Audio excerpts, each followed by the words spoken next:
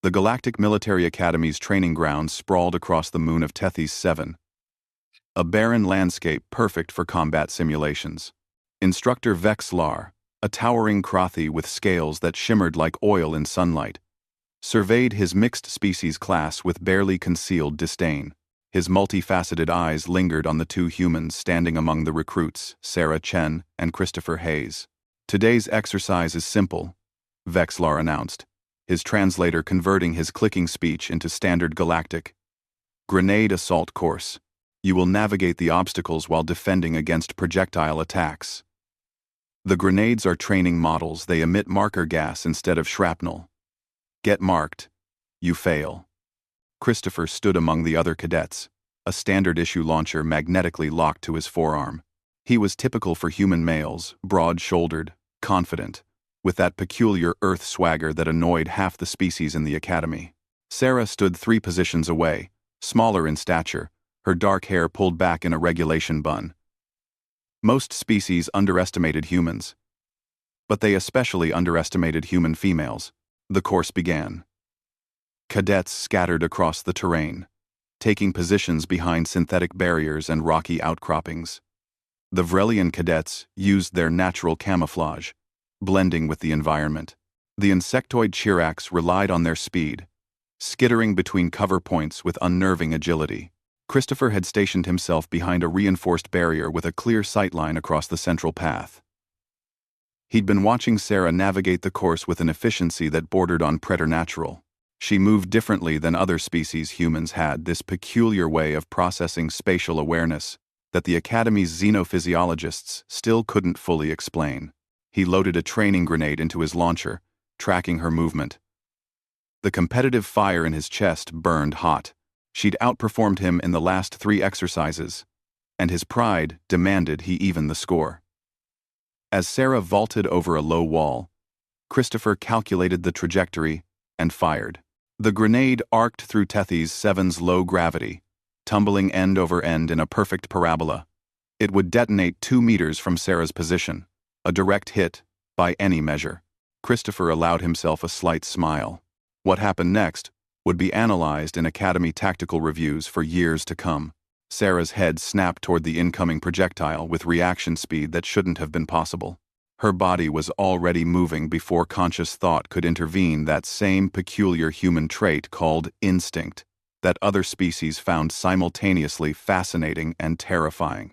She planted her left foot, rotated her hips, and her right leg swung up in a fluid arc. Her boot connected with the grenade mid-flight with a solid thunk that echoed across the training ground. The laws of physics, unchanged regardless of species, did their work. The grenade's trajectory reversed, spinning back toward its point of origin with nearly the same velocity it had been launched. Christopher's smile evaporated. His eyes widened as the training grenade tumbled through the air, returning to sender. He had perhaps 1.3 seconds to react. He dropped, rolling behind his barrier. But Tethys 7's gravity betrayed him. His movement was too slow, too floaty. The grenade landed precisely at his feet with a soft thud. The marker gas exploded in a cloud of brilliant orange, coating Christopher from boots to shoulders. The acrid smell of the training compound filled his nostrils as he lay sprawled on the lunar dust, looking like he'd been dipped in neon paint. The training ground fell silent. Then, the laughter began. It started with the Chiracs cadets, their clicking mirth creating a staccato rhythm. The Vrelians joined in, their deep, booming chuckles.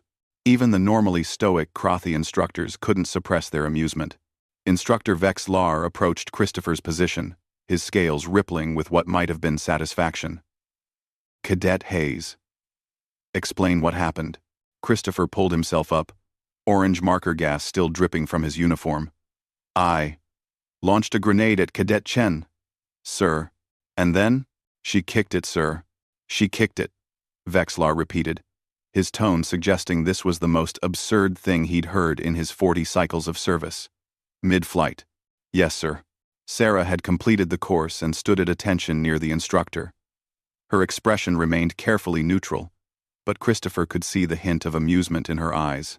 Vexlar's primary eyes focused on Sarah, Cadet Chen, explain your tactical reasoning. The grenade represented an incoming threat, sir. Elimination or deflection was the appropriate response. Since I had no launcher to shoot it down, the rain dime, and avoiding and dodging would have put me in a disadvantageous position for the remainder of the course. Redirecting it back to its source eliminated the threat and neutralized a hostile position simultaneously. You kicked a grenade, Vexlar said flatly. Yes, sir. It seemed efficient. The instructor's mandibles clicked together, the frothy equivalent of a sigh. Humans, he muttered. In my 30 years of training soldiers from 200 species, only humans would think to use their feet as anti-projectile countermeasures. He turned to address the entire class. All of you witnessed something important today. Humans are new to the galactic community. N-made, class-degrading, and a des-Getterline. Wadely, os-degrading, Wadely, and degrading. Many species make the mistake of judging them by their size, their technology level, their planet's position in the outer spiral arm. This is foolish. Vexlar gestured toward Christopher's orange-stained figure. Humans evolved on a death world. Their reflexes, their problem-solving, their sheer audacity, these are products of a planet that tried to kill them for 3 million years, and failed. They learned to kick predators, to throw rocks at threats, to turn every object into a weapon or tool.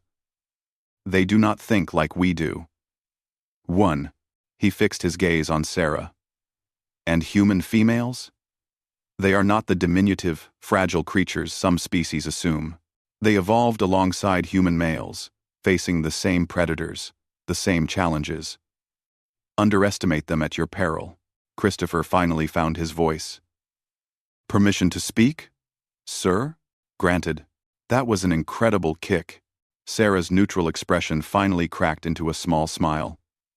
Thanks. I played soccer for 12 years. Soccer? Vexlar's translator struggled with the term.